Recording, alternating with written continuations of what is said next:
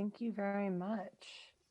We have 32 speakers, and we have a 1 hour time slot scheduled to hear from the public. And so we will go ahead and dive right in. Want to remind speakers that they have 3 minutes each. And if you could maybe limit your comments, or if folks have already spoke on a certain portion of the plan, maybe you let that stand in the record and allow, that would help us get more speakers into the queue. And so our first speaker that we have is Molly McKinley. Good evening, Council.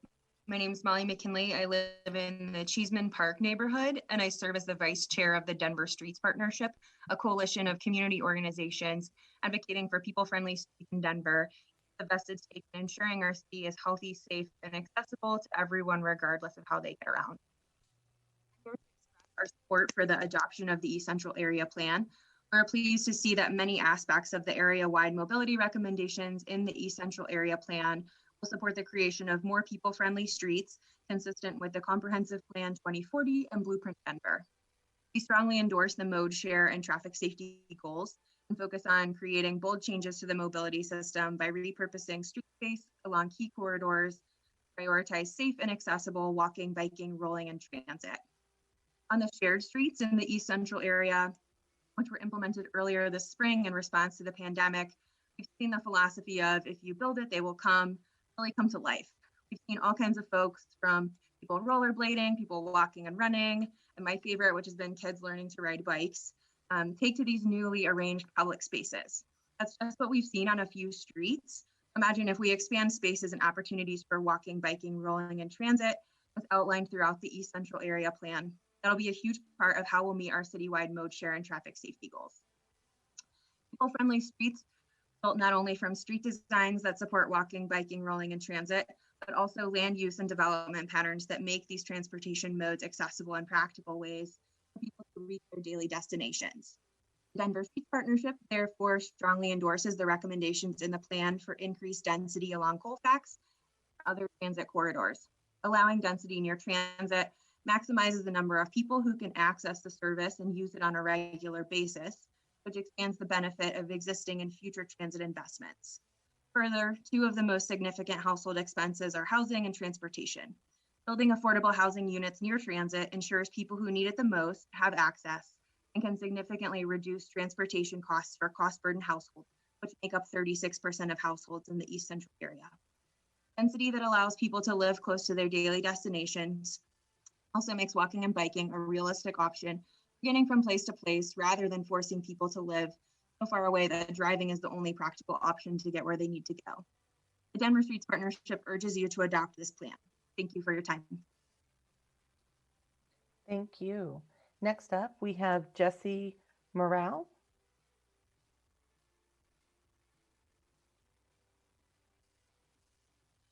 Okay. Hi, can you guys hear me? Go ahead, Great. Jesse. My name is Jesse Morielli, and I am the president of the 7th Avenue Neighborhood Association. And I'm here tonight to represent the interests and desires of our members and board. I apologize if my presentation leaves something to be desired, but it's a little disconcerting, this format. I would like to start by saying I'd be remiss not to voice the frustration of our RNO and our neighboring RNOs about the East Central Area Plan, and the fact that we're at this point already, despite immense opposition that CPD has been informed of and concern that we voiced. While we're glad to have the opportunity to make our voices heard, we do have serious concerns that the city's adoption of this plan has been a predetermined outcome, and that the process that's been put in place that Mr. Upton just described to develop it was more window dressing than actually gathering neighborhoods' input and support, and that the content of the plan has always been determined, and no input from us has really been considered. What I'm here to say specifically is that I have been authorized by a unanimous vote of our members to oppose the adoption of the East Central Area Plan for a variety of reasons, but mainly because we believe that the plan represents the city putting into place directions to other city agencies that would, one, compromise at best, but in our view, most likely threaten public safety in and around our neighborhoods. Uh, it also proposes to increase residential density without considering or resolving in advance the impact this increased density would have on our infrastructure, with specific concerns in our group regarding the negative impact on our schools.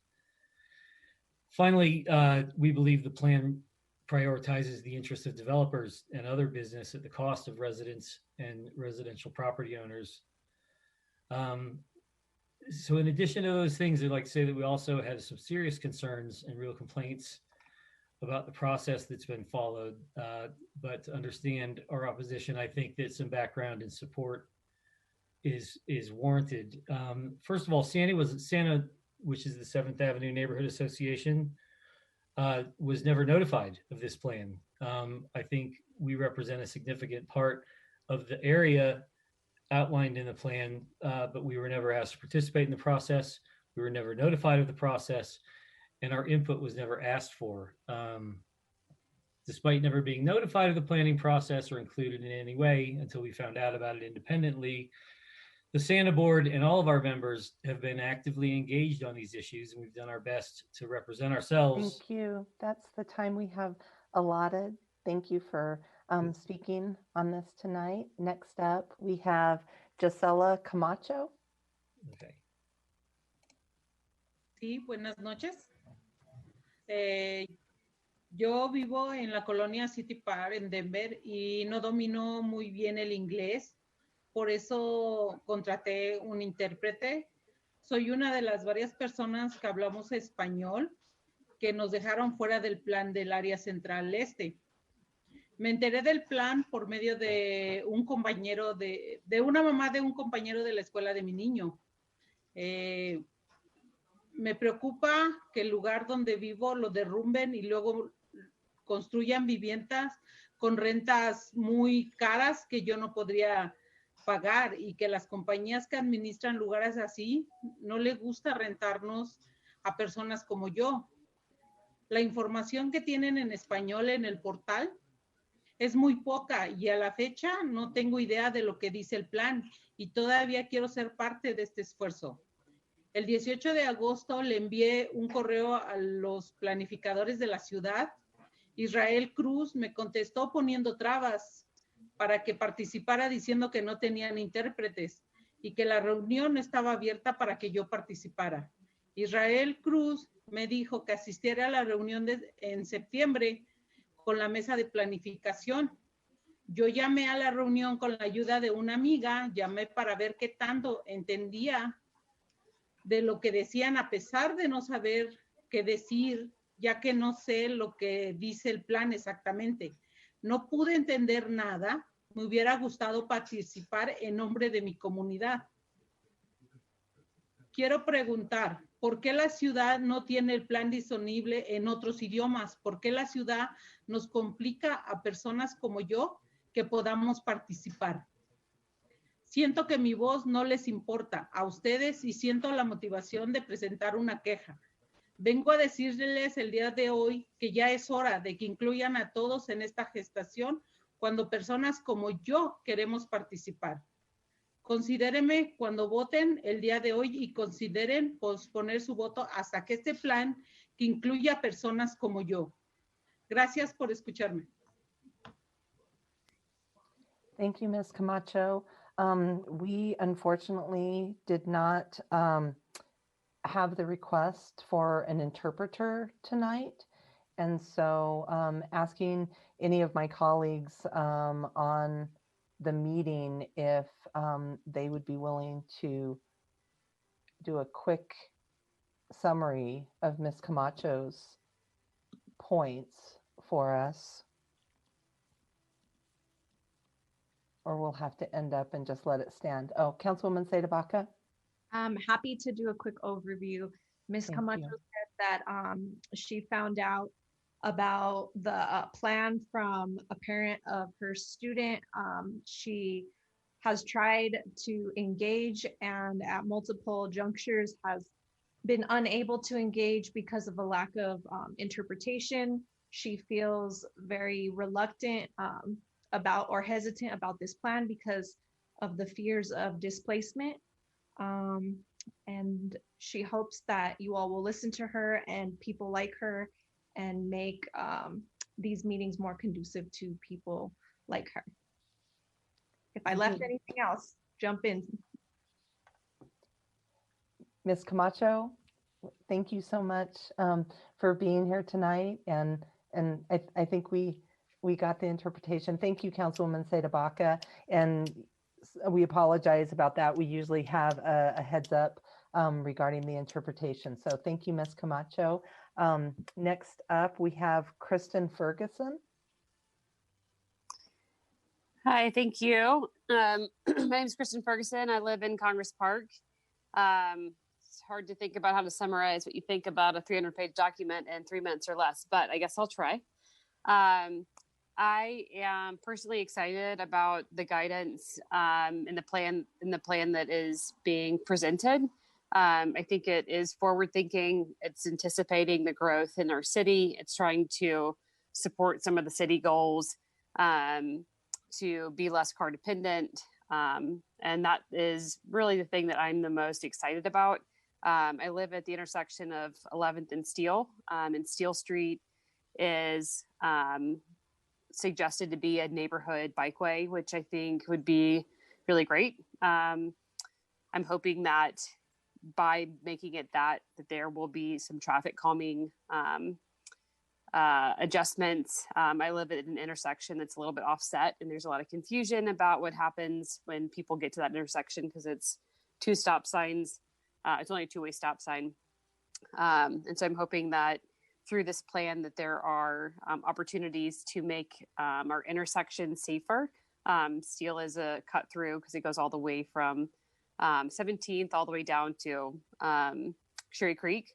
And so I'm excited to continue to be able to walk, ride my bike, push the stroller with my kids, and see the city densify in a way that is safe and inclusive for our families.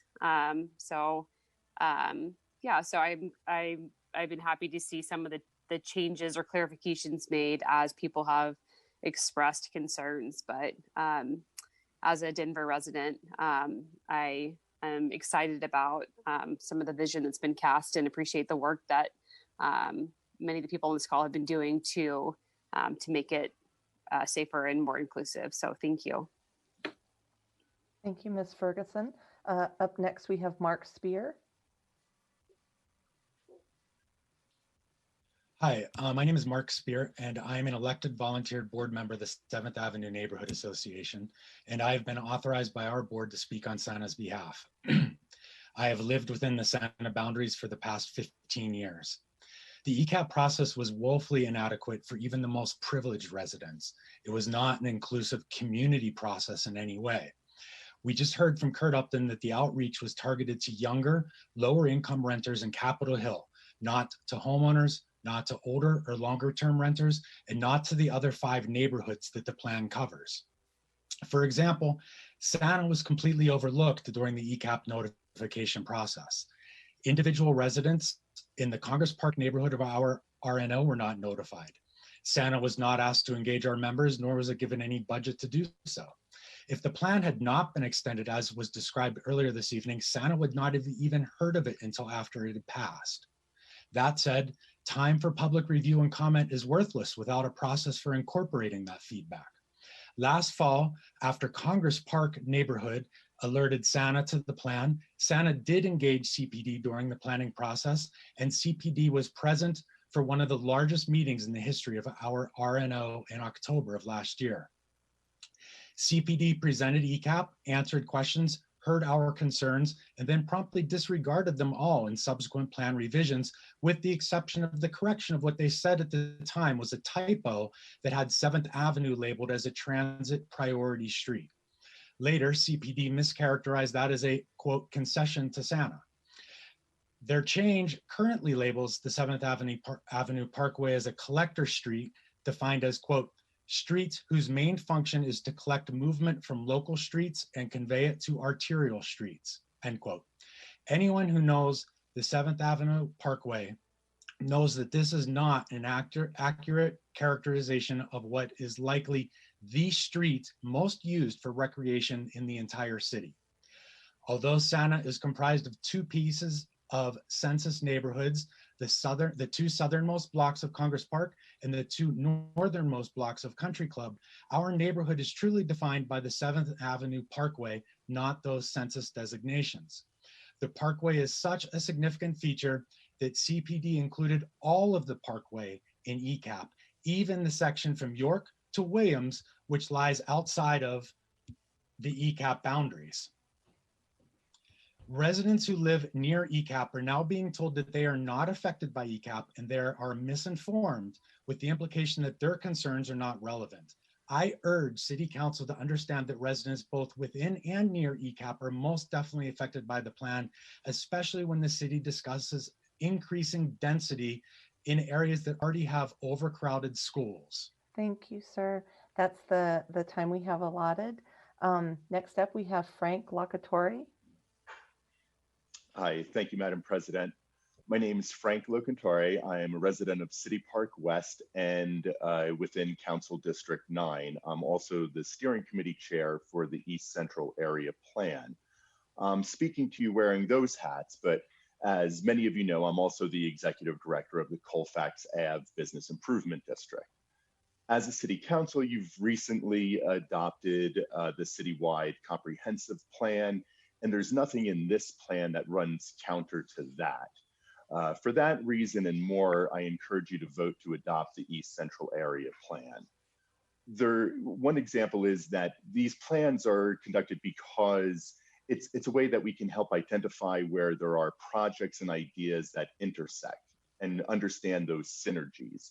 I'll give two examples. One, there's a recommendation around change of use or adaptive reuse. For instance, many locally owned small businesses are inhibited and in some cases intimidated to even start new businesses on existing properties if they're going to change the use from, let's say, selling tires to selling tacos, because it will require hundreds of thousands of dollars of improvements.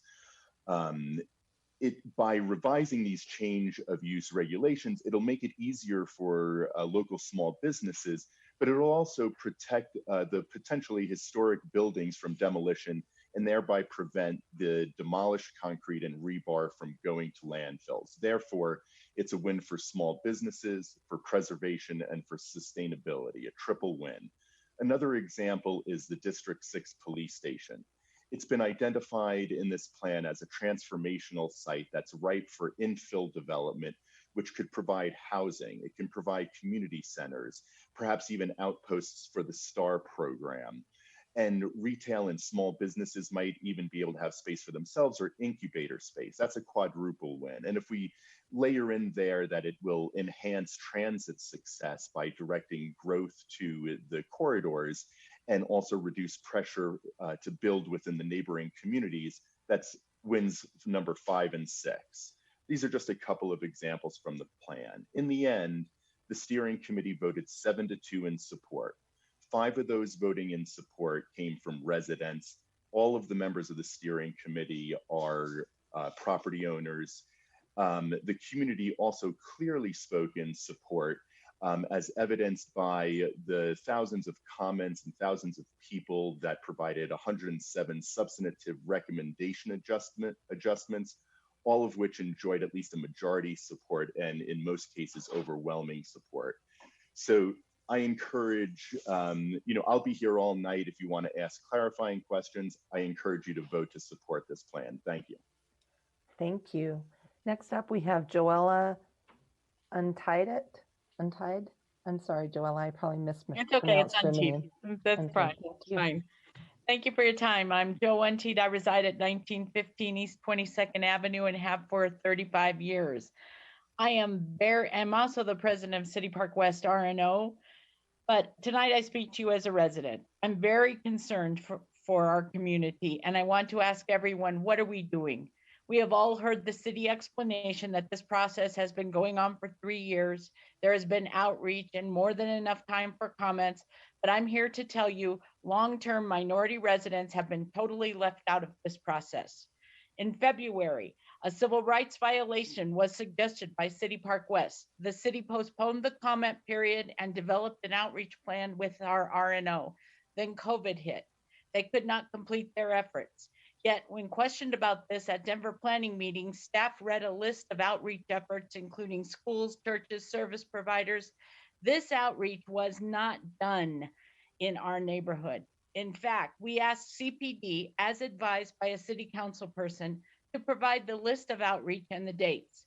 We received a list of restaurants and local businesses where flyers were dropped off, few of whom are visited by minority populations. Individual neighborhoods were not involved in the creation of these plans. There was no outreach to Black-owned businesses, churches, residents to gain their perspective or input. Rather, the planning document was developed by a paid consulting firm who then sought public input. Most individual neighborhood plans were discarded. Our neighborhood has a rich Afro-American history. Families have owned their properties for over 100 years. The words of an 80-year-old Black woman who's my neighbor said, "I remember when no one in the city gave a damn about this neighborhood. Now the land is worth something." There is a politically appointed, quite honestly, very white steering committee with no public involvement, no way for anyone to get involved who is new, do not take comments, and they take a vote to decide on which public comments are made to the plan. Numerous people, myself included, have made comments that fell on deaf ears. We have an affordable housing and homeless crisis occurring right now in Denver. CPW, City Park West convened a group of nonprofit affordable housing developers, the true affordable housing developers. That was an overwhelming consensus that upzoning does not create affordable housing. Quite the contrary, it increases property values, and 4 stories are too cost prohibitive to build affordable housing. We are experiencing a pandemic and civil unrest not seen since the 1960s. Our area in Northeast Denver has one of the highest COVID rates in the city. Households might not have computers and have no interest in civics at this horrible time. So I ask you, is this a plan of the people? Is it fair to all? Thank you. Next up, we have Elizabeth Chester. Hi, good evening. My name is Elizabeth Chester, and I am a Congress Park resident and also the chair of the Congress Park Safe Streets Committee. I do want to pre-apologize. I have a toddler in the background really into banging pots. So if it's loud, let me know. This is kind of dinner time.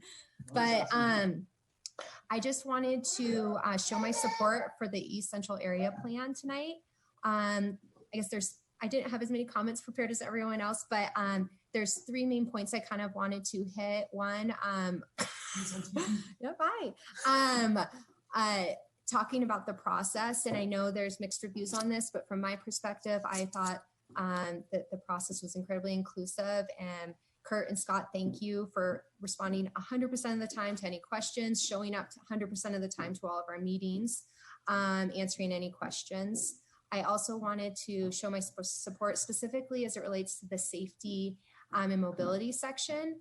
I feel like this aligns really well with Vision Zero, and not only did you listen to us, but you actually took a plan that our committee had worked on throughout a year of public process on our Congress Park group, and you took that plan, reviewed it, and incorporated it throughout the plan. So that's really exciting for me to see some of our work that we did at the neighborhood level to be incorporated into an adopted plan. So thank you for that. I think one of our members on our committee, Brad, actually mentioned this, and I think this is just a really telling example, but I'm super passionate about making crossings safer. I have a child and a dog, and just the simple things in life of being able to cross the street and not be fearful of crossing, 6th, 8th, 13th, 14th, which have been mentioned. And he used the example, try to hold the hand of a 5-year-old and walk across 6th Avenue and make it in time, and you can't. And this plan really starts looking at some of those issues and how to make those simple things safer, which will add so much to our lives. And I think also many of the other sections I'm very supportive of as well, but did just kind of want to speak to the mobility and safety issue this evening, because this plan isn't as much about for me, but more for my child and future generations to come. And so thank you for all of your hard work and thoughtfulness. And again, I'm sorry it's a little loud here, but I support the Central Area Plan. Thank you.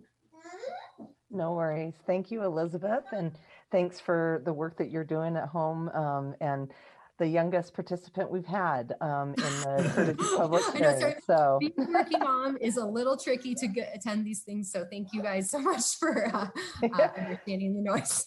Thank you. Thank you. All right. Well, next up we have Miles Tangalen. Yes, thank you, everyone. I hope you can hear me. So my name is Miles Tanglin, and I'm a 20-year resident of Congress Park. I live on Cook Street, and I was appointed to the ecap steering committee by Councilman Wayne New District 10, and I've participated with the committee for the last 3 years. I have past committee experience serving on Denver Wright Parks and Rec, Dr. Cog, as well as I continue to serve on the Colfax Connects BRT Task Force. The steering committee began in July 2017, and during that and subsequent meetings, I continually asked about our community engagement plan, how we would reach out, what we would term success, and how we would measure it. I also made CPD aware that a lot of the RNOs meet bi-monthly, so organizing would take some time. There was never any response to those comments or questions. It was only until CPD rolled out the completed community engagement plan in early 2019 that was to be completed and adopted 10 or 11 months later. This timeline did not allow for organized meetings as draft plans were released later that summer.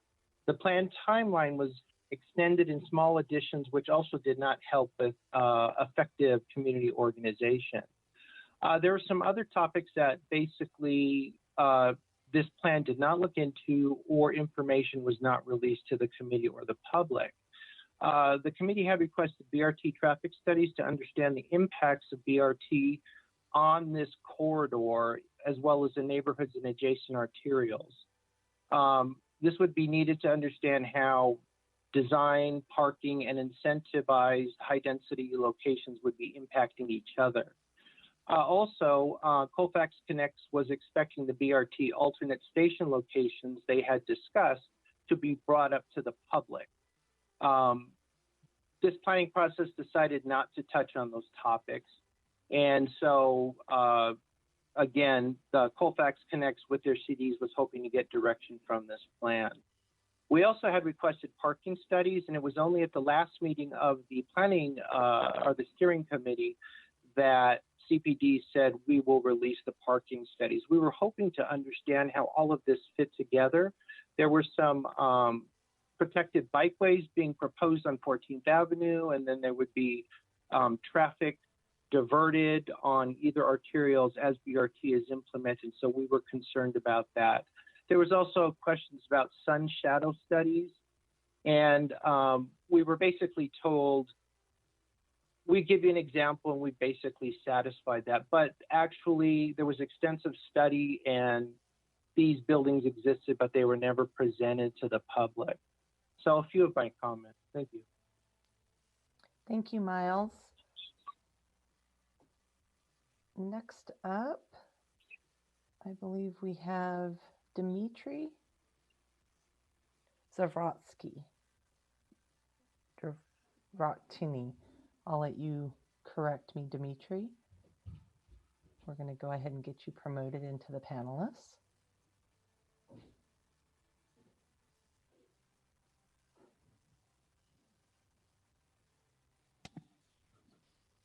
All right. Hi, my name is Dmitry Zavarotny, and I live in Council District 10 in the North Capitol Hill neighborhood. I'm speaking to you tonight as a resident of Denver for close to 15 years, and I'm also a delegate of the Chun RNO, which has officially endorsed the plan, and a board member of EMB Denver, which also supports the plan. However, I'm speaking on my own behalf. I'm here to urge you to vote to support the East Central Area Plan. I have followed the plan for over 3 years by going to the numerous public workshops, open steering committee meetings, Councilman Hines' sessions, and meetings that I've helped organize via my role as a delegate of the Chun RNO. While the plan doesn't go far enough to meet our housing needs and transportation and environmental goals, I believe that it does move the needle in the right direction.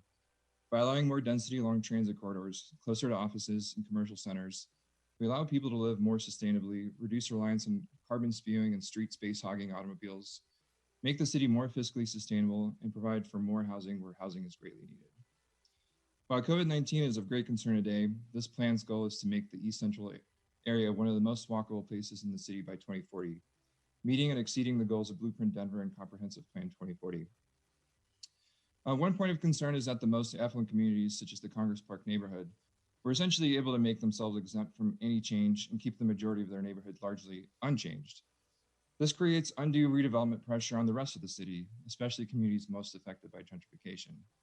We can't allow the 1%ers of Denver to bend neighborhood planning initiative to their wills at the expense of everyone else. While flawed, this plan overall is still redeemable and should be passed with future tweaks to make it more fair. Thank you for your time, and please vote in support of the East Central Area Plan. Thank you. Thank you. Up next, we have Mary Coddington. Hi, my name is Mary Coddington, and I'm here today on behalf of the Neighborhood Development Collaborative, a group of 17 affordable housing providers and service providers that coordinate efforts to address the entire spectrum of housing needs across our community. The Neighborhood Development Collaborative supports the East Central Area Plan and encourages City Council to approve it. We support the plan for the following reasons. Community input on this plan was compared with the demographics of the plan area, and planners targeted further outreach to get a more representative voice, including those of renters and people experiencing homelessness. This type of engagement is crucial to break away from patterns that entrench inequities, including planning only for those who are already economically secure. Building on this style of engagement, one of the plan recommendations is to empower underrepresented residents to be more involved and collaborative in city government. This recommendation specifically calls out the need to eliminate structural racism in the planning process and increase the involvement of Black, Brown, and Indigenous residents. As we work to improve inclusivity, City Council at times may need to push back on voices that have traditionally held power in the city. Community feedback indicated that the East Central area currently benefits young professionals and to a lesser extent families, but far fewer people indicated the area was supportive for senior or low-income residents. The plan remedies that through multiple recommendations that address housing affordability in ways that are responsive to neighborhood contexts. Some of these include the allowance of accessory dwelling units, offering resources to support rehab for small multi-unit properties in exchange for affordability commitments, and leveraging height incentives as a way to encourage the development of more affordable housing at transit stops. That last piece is an important tool to increase overall housing stock, as well as encourage the development of more affordable housing options in places with access to employment centers. This is key for neighborhood stability. More than 1/3 of East Central area residents are housing cost burdened, and the only way to get out of that housing cost burden is to have access to higher paying jobs. Additional recommendations that address this issue include the preservation of local businesses and connecting residents to job training. The plan includes several other recommendations to stabilize existing residents at risk of involuntary displacement, including exploring options for residents to age in place, options to increase home ownership, and alternative tenure options such as housing land trusts. There's an overwhelming need for more affordable housing options in the city. And the equity-focused recommendations in this plan offer important tools to meet that challenge. Again, the Neighborhood Development Collaborative urges City Council to adopt the East Central Area Plan. Thank you for your time. Thank you. Next up, we have Pam Packer.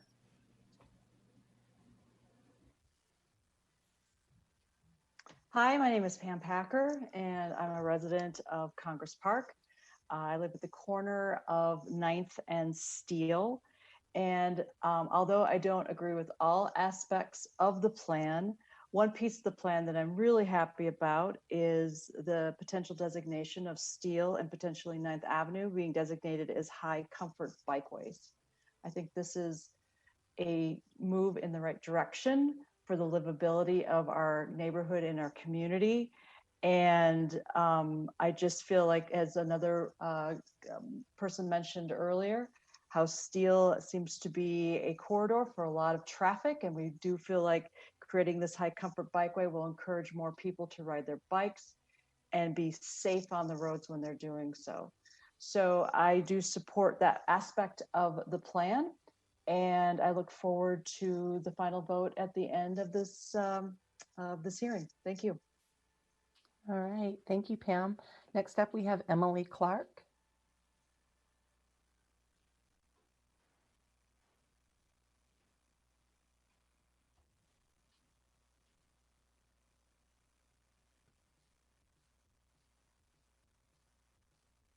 And we're going to go ahead and you might have to unmute yourself, Emily.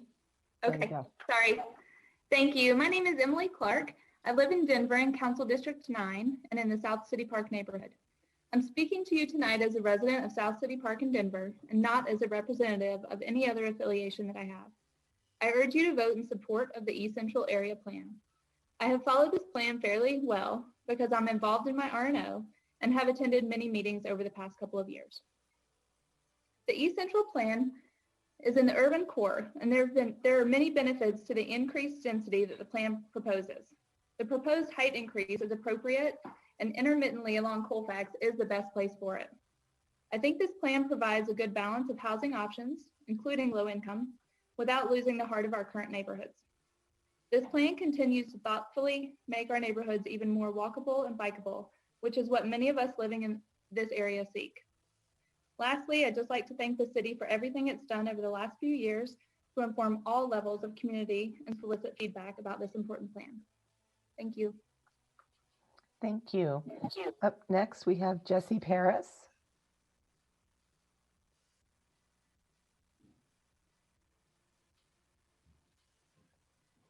And you might need to unmute yourself, Jesse.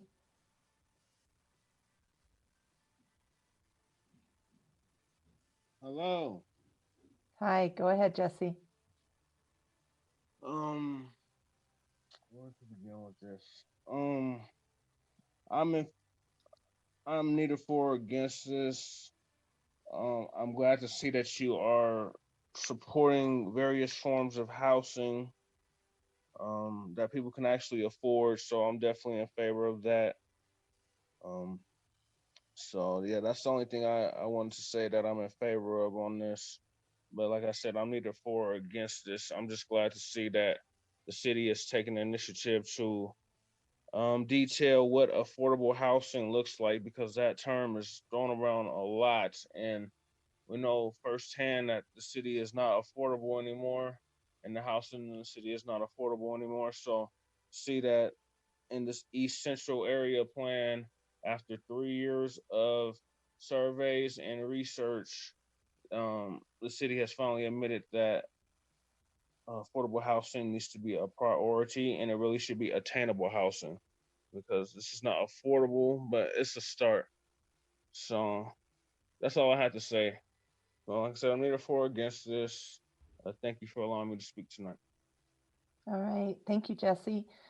Next up, we have Sean Mandel.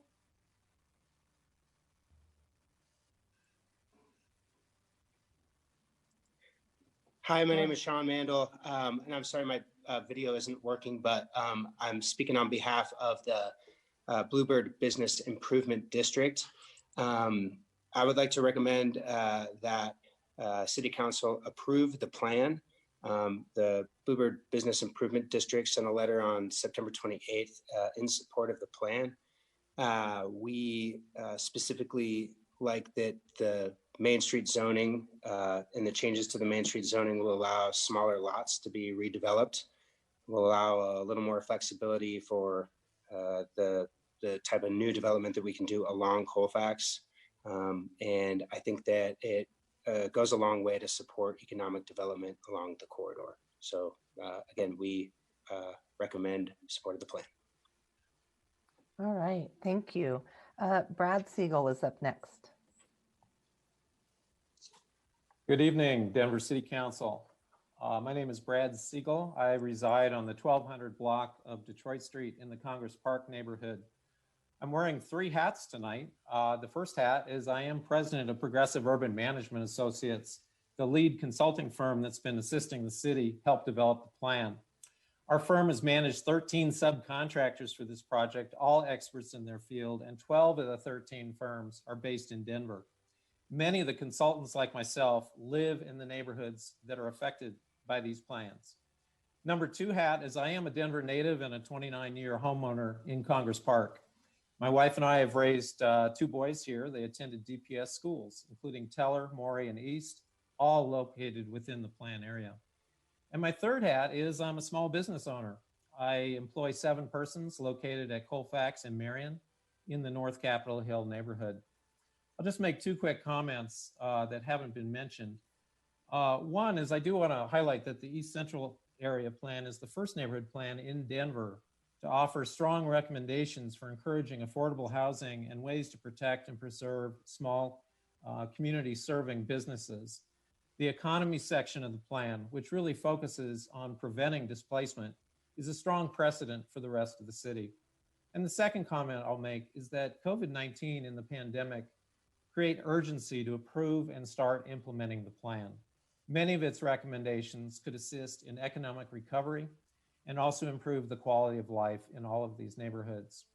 Thank you for your consideration. I'll remain available throughout your deliberations tonight if I can provide any additional information. All right, thank you, Brad. Next up, we have Kevin Matthews.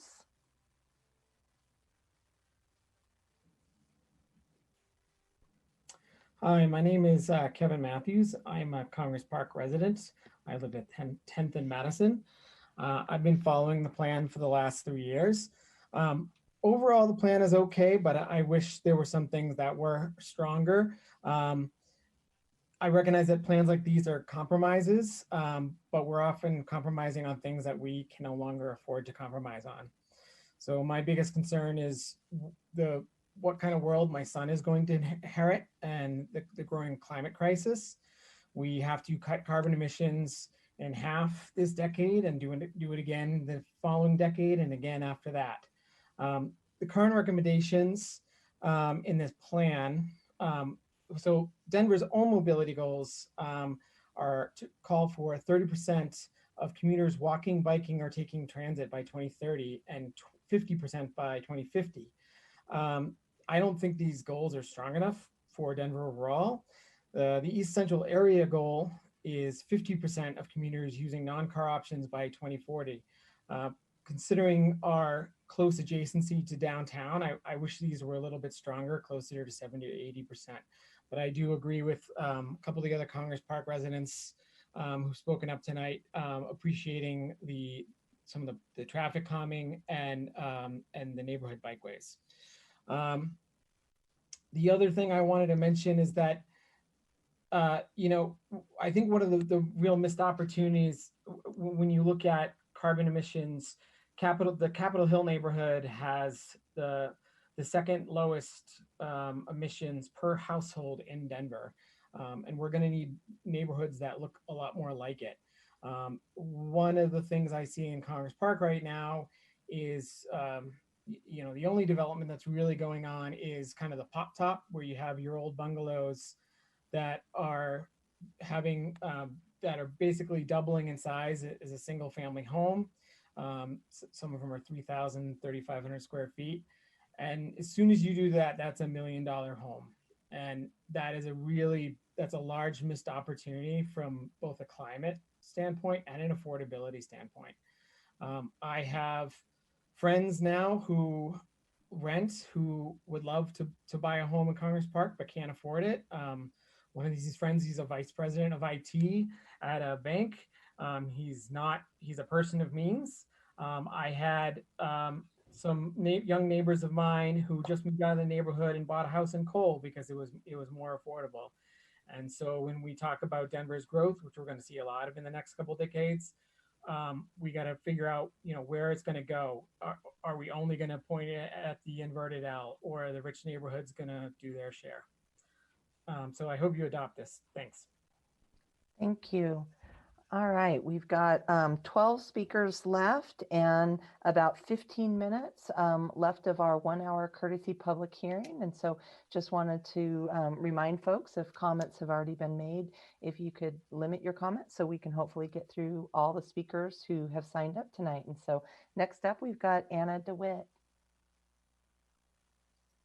Hi, everyone. I'm Anna DeWitt. I'm a Denver teacher and I live in D10. I'm also a dues-paying member of the Santa 7th Avenue Parkway RNO and the CPN Congress Park RNO. These RNOs do not speak for me, nor was I asked to vote on this matter from my RNOs.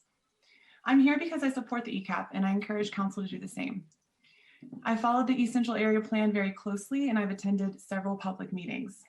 As a Denver teacher and a mother of a toddler, I was impressed by the effort to include more bike paths in Central Denver. I want my students and my daughter to be able to travel safely to and from school. I was also impressed that though Congress Park has been given the designation of historical significance under the plan, it would still be easier for homeowners to build an ADU or a granny flat. I want more diversity for Central Denver, and adding cheaper and more affordable housing options is a great way to start allowing more neighbors in our neighborhood. Now, as an active union member involved in the teaching community, I try to look at these plans with the eyes of how will this affect my fellow teachers and my students, especially those most marginalized. I remember quite vividly that a man shouted out at a public meeting that our schools cannot contain more students. So let's talk about that. I wish I could show you charts, but bear with me when I start talking numbers. Overall, the city of Denver and the schools of Denver are experiencing segregation. 75% of Central Denver's elementary students are white. And of course they are. 75% of Central Denver residents are white. If we want our schools to equalize, or in other words, integrate, 55.5% of the Denver population would have to relocate to different neighborhoods. Don't we want to send our children to schools that are diverse? The ecap, East Central Area Plan could help integrate our neighborhoods and therefore our schools because it allows for more affordable housing options. Also, almost every single school in Central Denver has a projected 5% decrease in enrollment, and that was before COVID. Central Denver needs more families with children living here. And yes, though class sizes are too large, that does not have to do with enrollment. It has to do with how DPS allocates money to their schools. At a time when DPS is experiencing massive budget cuts, more students in our schools equal more funding to our schools, and ecap addresses that. I urge you all to vote in favor. Thank you. Thank you. Next up, we have Ellen Idelson.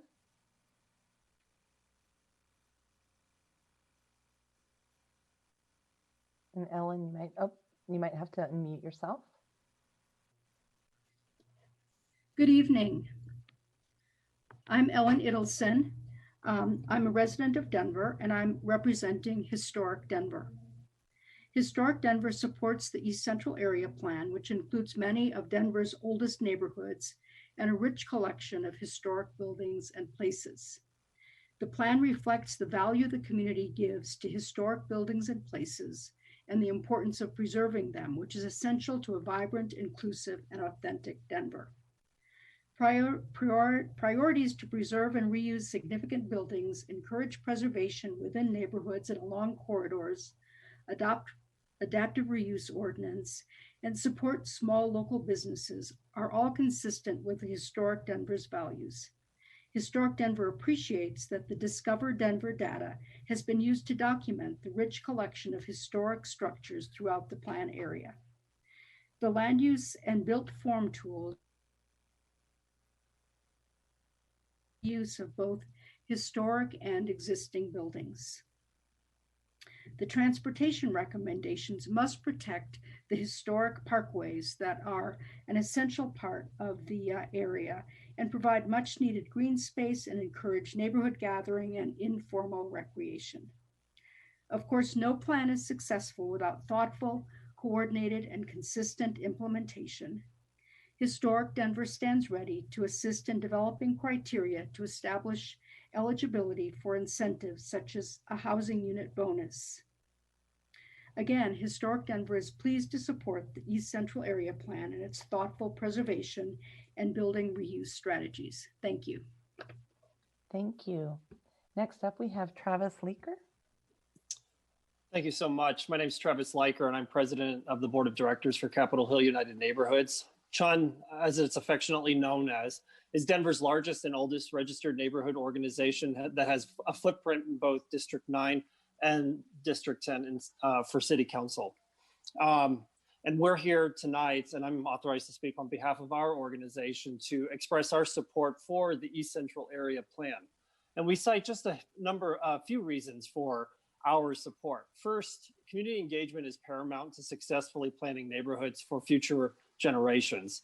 And after nearly 10,000 online comments, 54 community meetings, and myriad focus groups, we feel that the city planners have done an adequate job, if not more than an adequate job, of engaging the community. Secondly, preserving historic architectural assets is essential to maintaining neighborhood character. And we're thrilled to see that this plan incorporates exciting and new innovative uses for many of our city's oldest treasured structures. Third, bringing Denverites together at the local level makes our communities stronger. The plan is comprehensive and provides a framework by which creating new neighborhood gathering spots will be central to the future of the city and for this neighborhood. In 2019, CHUN reaffirmed its commitment to environmental sustainability. We are thrilled to see that trees, climate appropriate landscaping, and preserving Denver's tree canopy will be a part of this future plan. And then CHUN joins thought partners like the Denver Streets Partnership in a shared mission to ensure safe streets for everyone, no matter their zip code, their financial means, or how they get from one point to the next.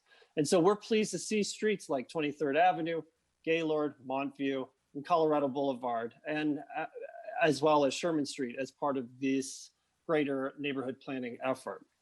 And then access to affordable housing is also chief among our priorities and certainly to achieving economic self-sufficiency. And so we're hopeful that integrating missing middle housing as well as other residential areas coupled with discouraging demolitions and encouraging affordability will promote greater access to home ownership.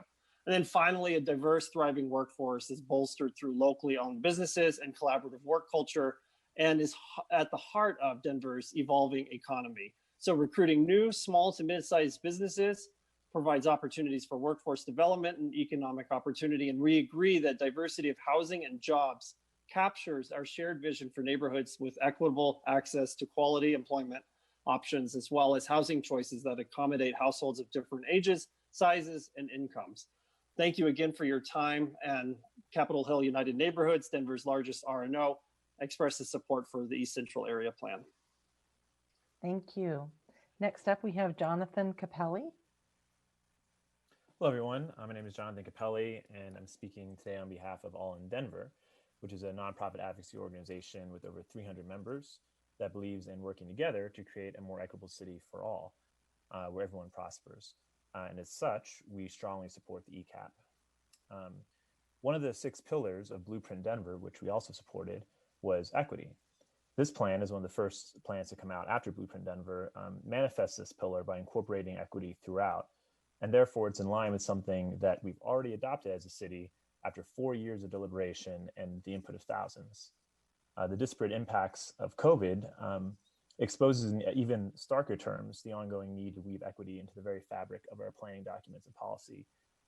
Taking action on these principles can't wait, and in fact reflect the priorities of the community also generated in addition to Blueprint Denver by more than 10,000 comments that informed the ecap over the course of the last 3 years. When it comes to mobility, the auto-dependent infrastructure, disconnected pedestrian and bicycle infrastructure of Colfax belies the residential neighborhood of the blocks immediately north and south of the corridor.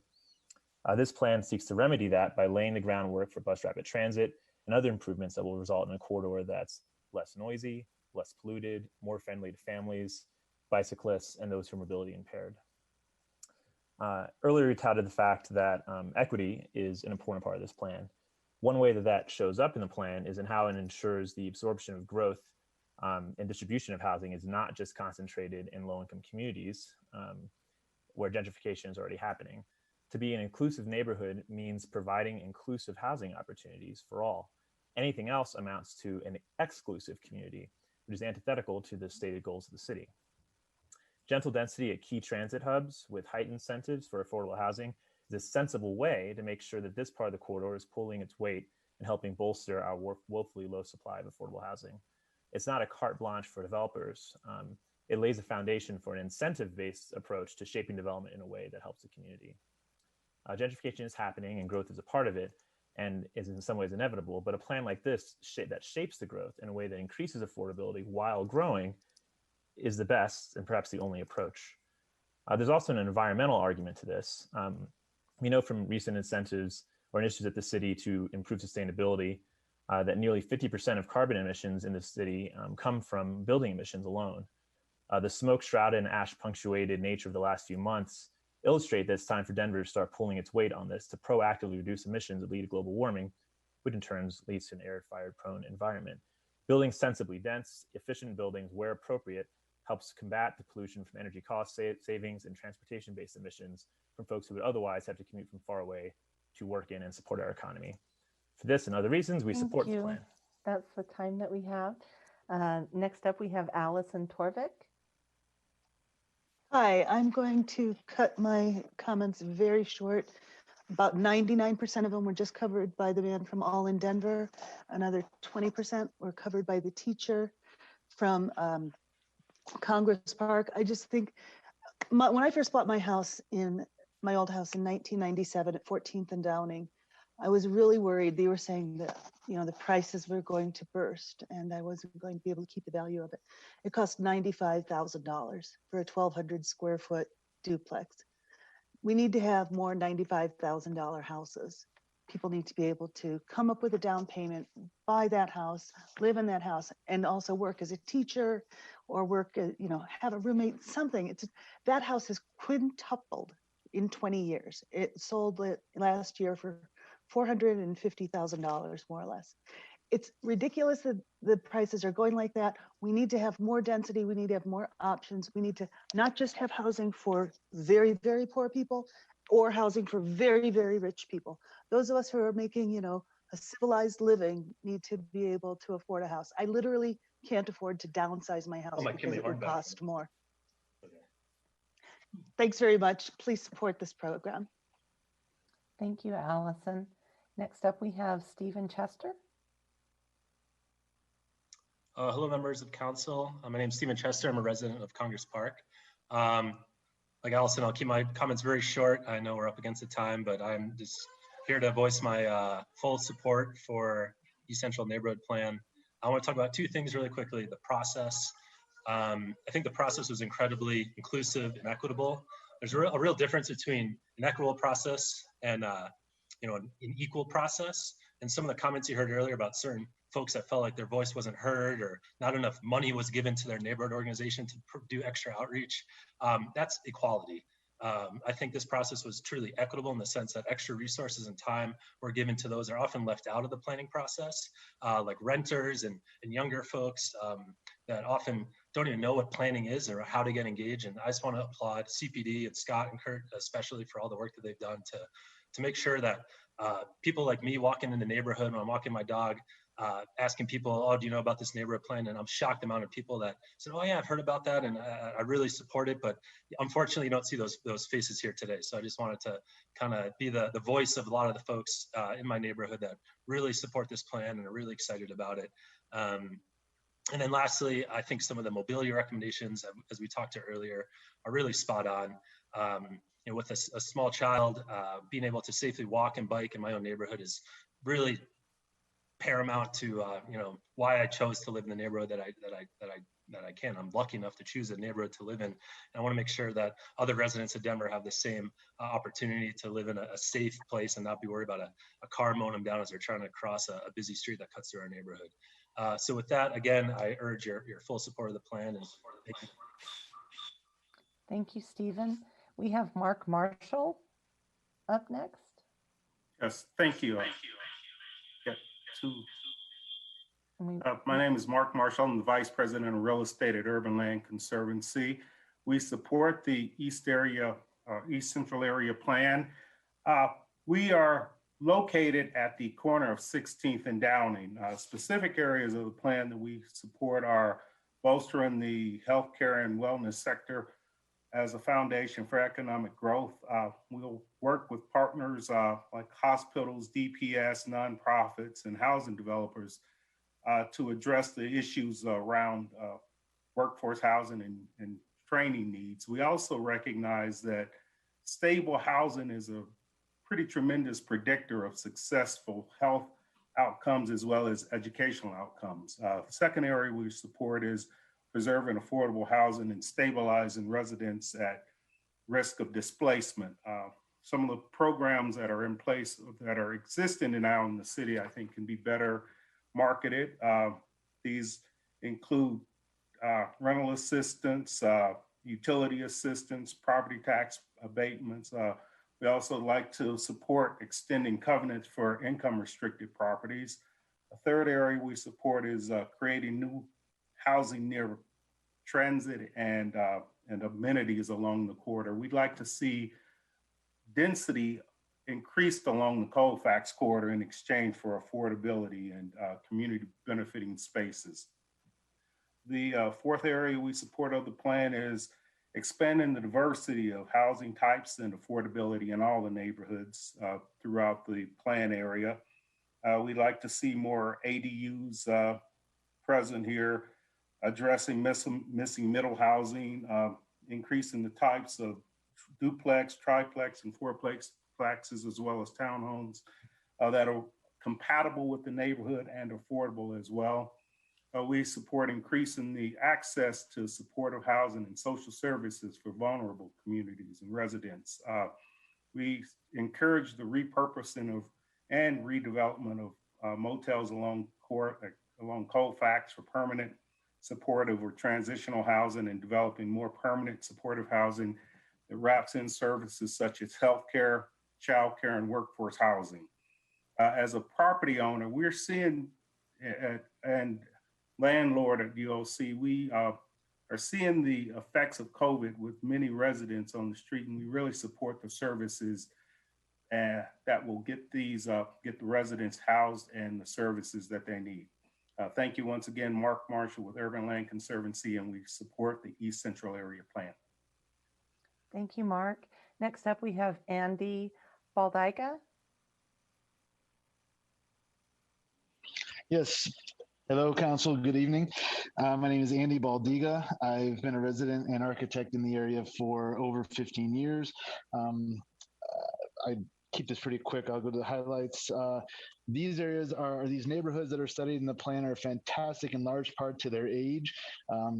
At the same time, they've been successful for all these decades because they've been flexible. These neighborhoods have historic homes next to mansions. We have mature trees and infrastructure that's aging, but at the same time is part of the charm that everybody loves. But by being flexible, these neighborhoods have been able to accommodate future growth for decades. This plan builds on that history and provides new ideas and concepts that'll help the neighborhoods grow into the future. One of those interesting points in the plan is the use of transfer development rights. There's a graphic in the plan that shows unused zoning or unused development right on certain properties, and supports the fact that just because it's zoned, it doesn't necessarily mean that it will get built to that maximum zoning density. That doesn't need to be a lost concept, or that zoning doesn't need to go to waste necessarily in the use of transfer development rights that would allow contentious issues like Tom's Diner to be resolved without coming to council for resolution. It would allow longtime property owners to remain in place and not have to contemplate demolition.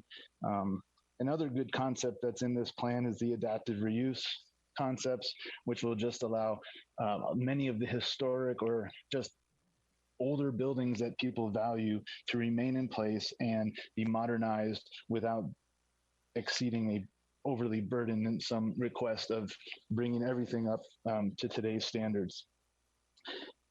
In closing, I urge you to support this and wanted to just point out that these neighborhoods have grown into fabulous neighborhoods over decades, despite all sorts of external forces. This plan provides the guidance and flexibility to support future change in these neighborhoods, and it will build on the historic success. Thank you. Thank you, Andy. Next up, we've got two speakers left. Rob Carnachan. I probably mispronounced it, Rob, but you can correct me.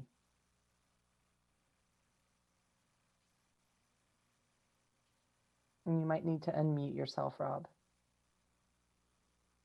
Can you hear me now? Go ahead. Okay, thank you. I'm a resident of Congress Park, the 800 block of Steel Street. I've participated in the process, the ecap process over the last probably couple years. I didn't get in at the very start. But I want to encourage the adoption of the plan by the council. I'm very supportive of particularly the mobility component of the plan, trying to reduce the reliance on vehicles and expand such things as bikeways. There's a bikeway proposed along Steel that would pass in front of my house, and I think that's fantastic, as well as Detroit and 9th, I believe. I am generally supportive of higher densities along Colfax because of the BRT, the Bus Rapid Transit Project. Absent that, I don't think I would be. I think increases in density over current density levels, and this is a reminder, this is still a very dense neighborhood, even though parts of it are single family.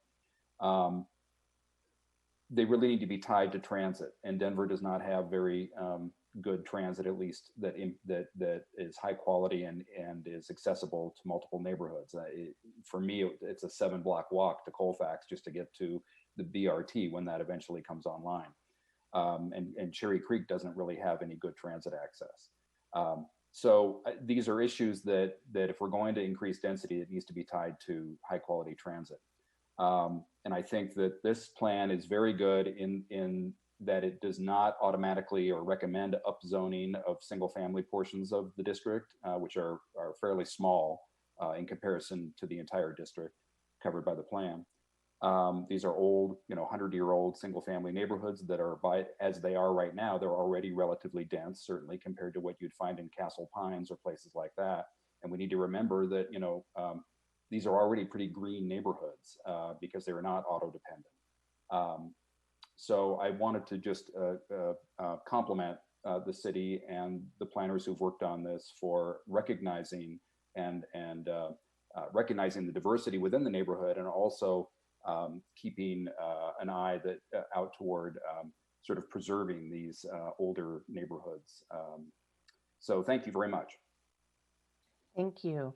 Our last speaker is Michelle Reichmuth.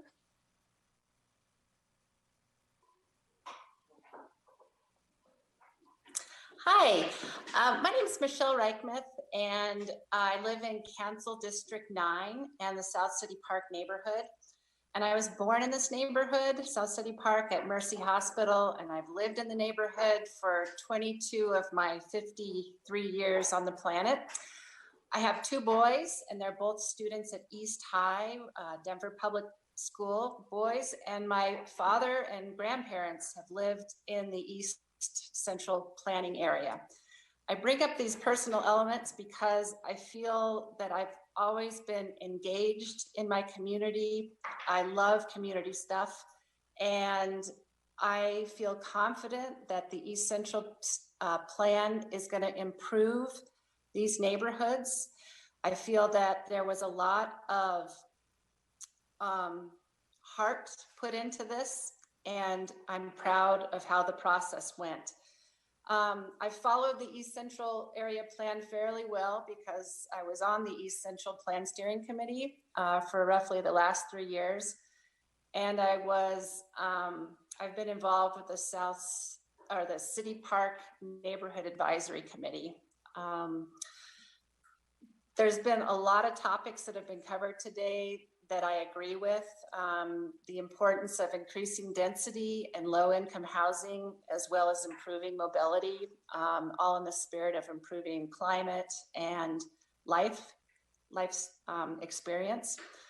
And so what I'm going to focus on is just the one thing that I want to say, or this thing I want to say about the plan is that I'm impressed with the plan for many reasons, but the main reason for me was the overall process. I've worked in environmental consulting, and now I'm a civil servant at EPA. And I feel like the process is so important for pulling in people's opinions. And this process was organized, well thought out, educational, detailed, and visionary. And most important to me is it allowed thousands of people to become involved and provide input. Was it perfect? No, and nothing ever is, but I can stand here and say that I was impressed, and my expectations were extremely exceeded. I'm proud of my city's inclusiveness and tenacity and technology and resources. For example, they used a program online that collected concerns and big ideas from anyone, and they tied it to the location on a map so there could be informed decisions made on what's going on throughout the area. Anyway, please support the East Central Plan. That's the time. Thank you. Well, that concludes our speakers, and thank you all